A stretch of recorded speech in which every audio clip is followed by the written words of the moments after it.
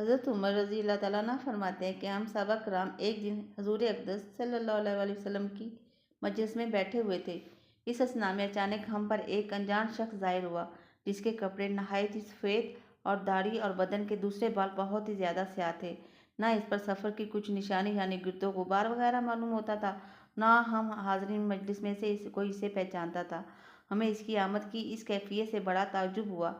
हम इस तरद्दुद में पड़ गए कि आया वो फरिश्ता है या जिन, क्योंकि अगर वो आदमी और मदीना का बाशिंदा होता तो हम उसे पहचान लेते, और अगर कोई मुसाफिर होता तो इस पर ज़रूर सफ़र की कुछ निशानी और गिरदो गुबार या थकावट वगैरह होती। हालांकि इनमें से कुछ भी नहीं था।